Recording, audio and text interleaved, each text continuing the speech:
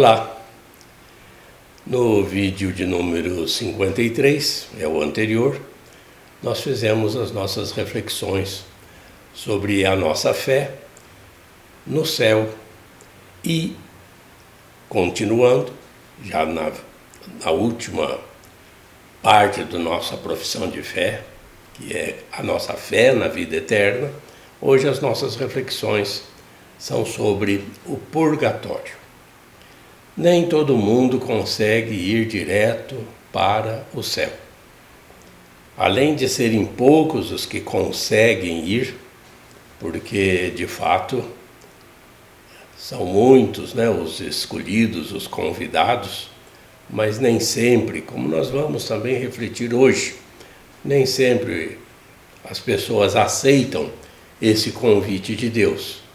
Então, se a pessoa ainda não chegou nesse momento de sua transição para a próxima fase da vida, há uma perfeição, ou seja, não tem mais pecados a pagar, já foi perdoado, não vai ser condenado ao inferno, mas também ainda não está preparado para entrar no céu.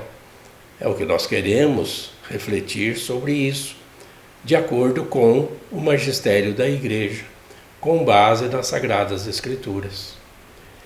Então, nós precisamos ver que há uma chance da pessoa completar em si aquilo que faltou. Não morreu em pecado mortal, mas tem muitos prejuízos que causou a alguém e que não foram reparados. Muitas vezes a gente tem chance de perdoar as ofensas, mas nós também precisamos ser perdoados. Mas não é porque você foi perdoado de um pecado mortal, às vezes o prejuízo que você causou foi grande. E seria muito melhor para a pessoa pagar, como se diz, entre aspas, pagar esses pecados aqui na terra, reparando o prejuízo causado às demais pessoas. Se não teve chance de fazer isso aqui, com certeza vai ter que fazer nesse local que nós chamamos de purgatório. Por que chama purgatório? Porque no latim nós temos esse verbo purgare, que se traduz por limpar, purificar, desfazer. Então, em vista desse termo latino, como o português e mais algumas línguas provém do latim, a palavra ficou um lugar de purificação, o purgatório. E nós vemos, já no primeiro parágrafo que nós estudamos hoje, veja que no Catecismo só tem 3 parágrafos sobre o purgatório. O primeiro deles é o 1030.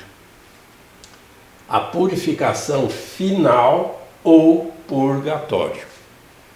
Leia comigo. Os que morrem na graça e na amizade de Deus, mas não estão completamente purificados, embora tenham garantida sua salvação eterna, passam após sua morte por uma purificação, a fim de obter a santidade necessária para entrar na alegria do céu. Então existe essa chance da pessoa, não sendo condenada ao inferno, passar por um processo de purificação, mas sem a volta aqui à fase terrena. Como tem algumas crenças por aí que acham que essa purificação é a chance de uma pessoa voltar no corpo até de uma outra pessoa e se purificar aqui. Não. A purificação é feita nesse estado que nós não temos muitas notícias a respeito de como que é. Sempre é um mistério a vida eterna, seja o céu, seja o inferno, seja o purgatório. Ainda é um segredo. Alguns santos e santas, temos relatos, né, de que tiveram visões de um ou de outro desses locais, mas nem sempre a igreja referenda essas visões ou essas revelações de algumas pessoas. Fátima mostrou aos pastorinhos o inferno, né, segundo consta. Então a igreja, como reconhece Fátima, também dá um voto de crédito a essas visões que alguns santos tiveram, e talvez ainda tenham alguns, mas não fica aí como uma verdade de fé. São sempre modos também da igreja continuar o seu anúncio de que é melhor se precaver, é melhor a pessoa ter uma vida já de acordo com os valores cristãos, para, né, não ter então esse destino aí que ninguém quer, que é o inferno. Mas se a pessoa pelo menos chegar ao purgatório, poderia-se dizer, né, dê-se por feliz, porque não vão ser mais condenados. Tem garantida a sua salvação eterna. Vai se perguntar, mas quanto tempo uma pessoa fica no purgatório? Não existe tempo na eternidade. Não tem mais tempo. Tempo é só aqui na Terra para os seres humanos. Só nós, seres humanos, cronometramos o tempo de segundo em segundo. Nenhuma outra criatura faz isso. Nenhuma criatura sabe que dia da semana é hoje, em que mês nós estamos, qual a fase da lua, não? O tempo é cronometrado apenas pelo ser humano aqui na Terra. Saiu daqui, após a sua morte, essa pessoa vai passar por uma purificação, mas nós não sabemos quanto tempo elas ficarão lá. Mesmo assim, nós estamos usando o termo tempo, porque não temos outro jeito de falar. Não temos uma outra maneira de falar, porque nós estamos aqui dentro do tempo. O fato é que essa pessoa tem essa chance de obter essa purificação, que é necessária, como nós vamos ver a seguir. Nós temos aqui um texto de Mateus no capítulo 22, esses dois versículos, o 11 e o 12. Ele é muito interessante porque é Jesus contando essa parábola de uma festa, essa festa que é no céu, como se fosse uma festa de casamento, um banquete, né, preparado para todos os convidados. E quando o rei entrou para ver os convidados, observou um homem que não estava em traje de festa e perguntou-lhe: meu caro, como entraste aqui sem o traje de festa? Mas o homem ficou sem responder. Bem, é uma parábola, porque na verdade ninguém sem essa veste nupcial, como nós chamamos, nem consegue entrar na festa. Mas Jesus está dando um exemplo aí de como seria se uma pessoa entrasse no céu de penetra, né, sem estar trajando a perfeição da santidade que Deus lhe deu, né, pelas suas obras. Mas a graça é de Deus. Essa pessoa nem entra.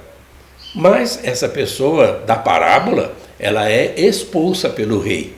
Ela é expulsa e posta para fora da festa. Por quê?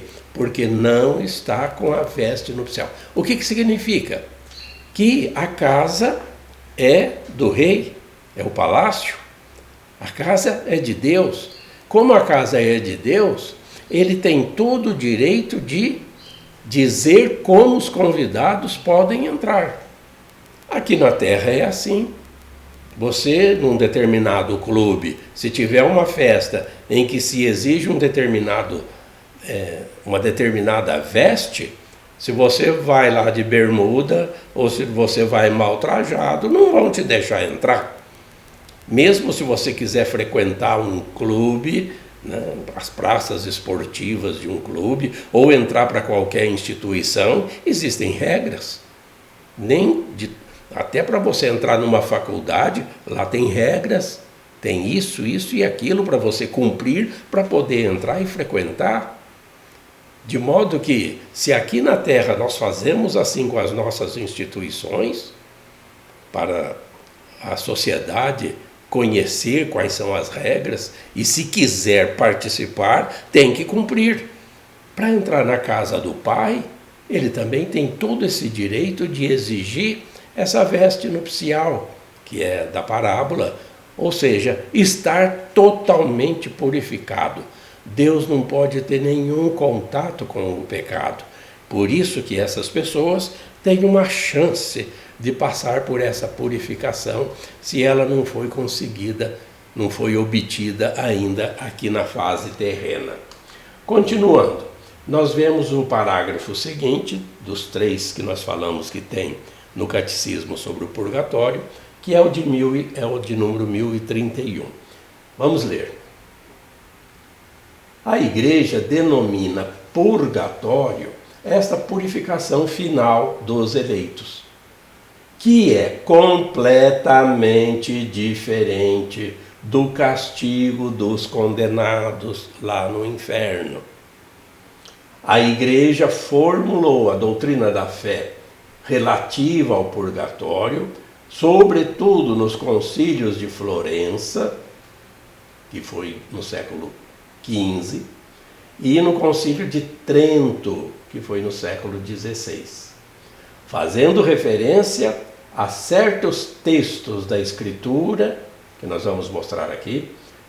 A tradição da Igreja fala de um fogo purificador. Por que nós temos essa imagem de um fogo purificador no purgatório? Se é fogo, queima.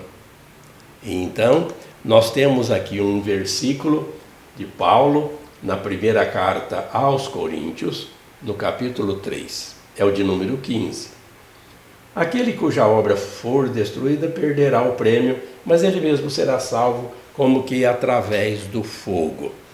Como é só um versículo, a gente tem que contextualizar esse versículo 15. Paulo está falando de um edifício que você tem que construir aqui na terra. Você constrói a sua mansão.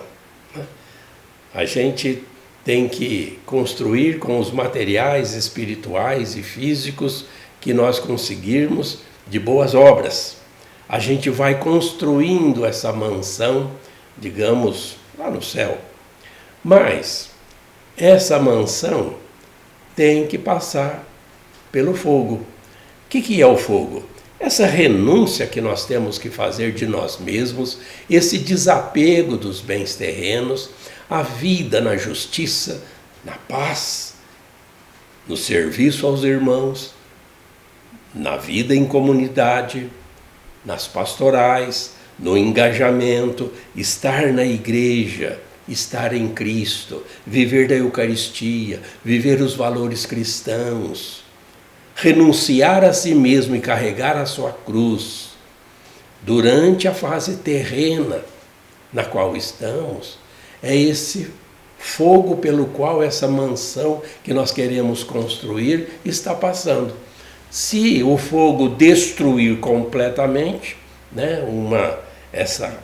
você vai perder esse prêmio.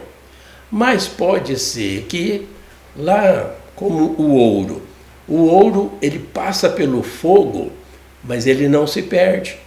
O ouro ele vem da natureza cheio de impurezas, de outros metais.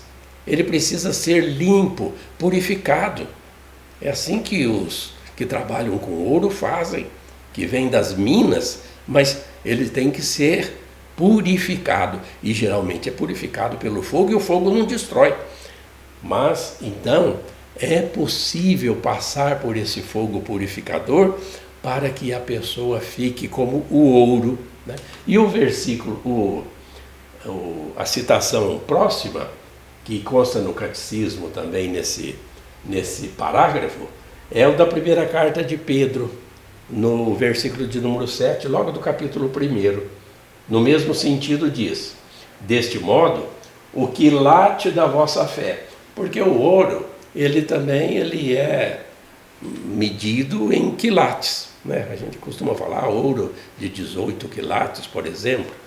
O quilate da vossa fé, a fé tem que ser como o ouro, mas um ouro puro, um ouro refinado.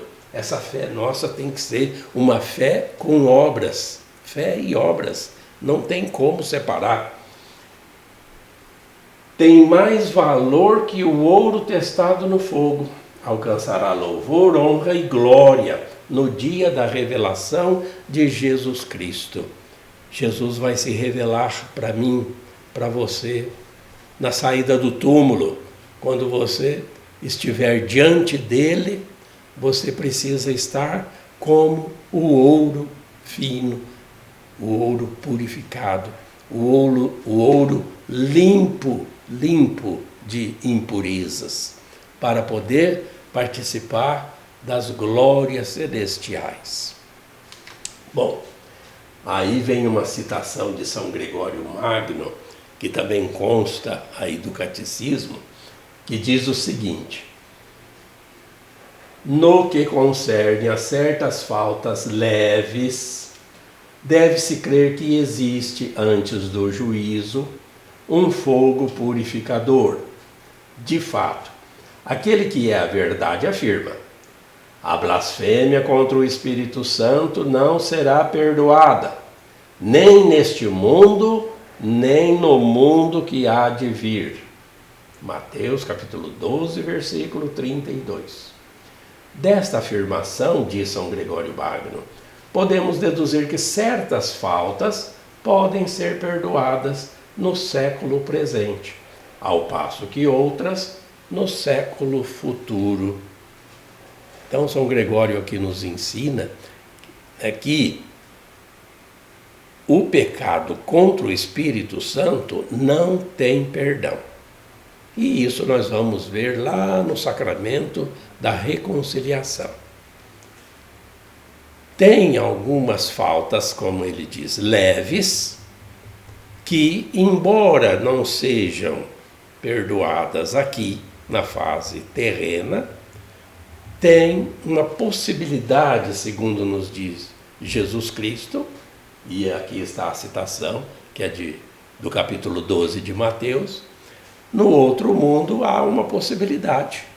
Aí também a igreja se fundamenta para pensar nesse estado em que as pessoas ficam durante um momento, que nós não sabemos, né, o tamanho, é imensurável, né, não temos como saber, mas que passam por uma purificação, perdoando esses pecados, essas faltas leves, porque falta ainda completar em si aquilo que Deus queria da pessoa aqui na fase terrena. Bom, aí vem o último parágrafo, né, do catecismo sobre o purgatório, é o 1032. Leia comigo. Este ensinamento apoia-se também na prática da oração pelos defuntos, da qual já a Sagrada Escritura fala. Eis porque mandou fazer o sacrifício expiatório pelos falecidos, a fim de que fossem absolvidos de seu pecado. Está em 2 Macabeus, capítulo 12, versículo 46. Desde os primeiros tempos, a Igreja honrou a memória dos defuntos e ofereceu sufrágios em seu favor, em especial o sacrifício eucarístico, a fim de que, purificados, eles possam chegar à visão beatífica de Deus. A Igreja recomenda também as esmolas, as indulgências e as obras de penitência em favor dos defuntos. Pessoal, é o seguinte, desde tempos milenares, nós podemos ver isso desde o livro do Gênesis, aqui está citando o livro de Macabeus, a oração pelas pessoas que morreram. Uma verdade, embora nem sempre seja agradável de ser ouvida, a gente precisa comentar, mesmo que deixando assim meio em alto, mas a gente tem que esclarecer. Porque normalmente quando uma pessoa querida da família, um amigo, etc., vem a falecer, se costuma dizer, já está com Deus, já foi para a casa do Pai. Olha, não é, embora sirva de consolo para familiares ou para as pessoas em geral da nossa convivência, ninguém sabe, ninguém pode dizer que eu ou uma outra pessoa morreu, parece que é uma pessoa boa, parece que era uma pessoa santa, já está com Deus. Não sabemos, e a igreja pede essa prudência para que a gente, ore, reze por essas pessoas, para que Deus lhes dê esse bom lugar. Mas saber que uma pessoa é santa ou está com Deus, só quando a igreja oficialmente declara como santo, que a gente chama de canonizado. Aí sim, feitas aquelas considerações, aquelas análises sobre a vida e até necessitando de milagres como sinais de Deus para que aquela pessoa possa ser levada à honra dos altares, só assim nós sabemos que essas pessoas estão no céu.